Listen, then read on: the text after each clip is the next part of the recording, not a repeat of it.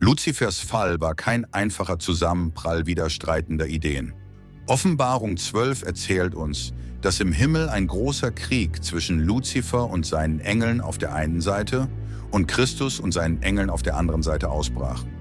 In diesem Abschnitt wird Luzifer, der große Drache, die alte Schlange, Teufel und Satan und der Verkläger unserer Brüder genannt. Christus wird als Michael bezeichnet, was der Gott gleich ist bedeutet. Aufgrund des Hinweises Michael, der Erzengel, glauben einige Ausleger, dass er nur ein engelhaftes Wesen ist. Aber im Buch Daniel gipfelt jede große Vision in Christus und seinem ewigen Reich. Als der Stein ohne Zutun von Menschenhänden, als eines Menschen Sohn, als der Fürst des Heeres und der Fürst aller Fürsten und als Michael, der große Engelfürst.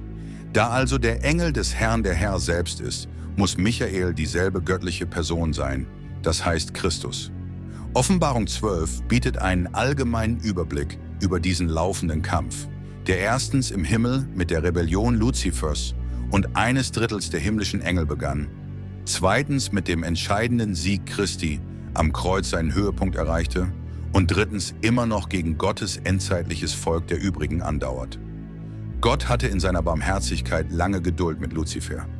Er nahm ihm nicht sofort seine hohe Stellung, als er begann, den Geist der Unzufriedenheit zu entwickeln, selbst dann noch nicht, als er seine Ansprüche den treuen Engeln unterbreitete. Er wurde im Himmel lange geduldet. Immer wieder wurde ihm unter der Bedingung der Reue und Unterwerfung Vergebung angeboten. Wir wissen nicht, wie lange dieser Krieg im Himmel andauerte.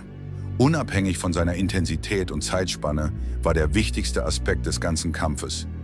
Und es entstand ein Kampf im Himmel.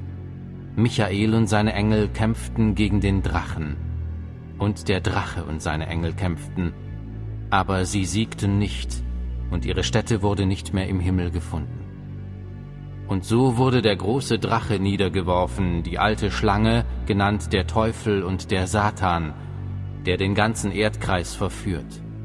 Er wurde auf die Erde hinabgeworfen, und seine Engel wurden mit ihm hinabgeworfen.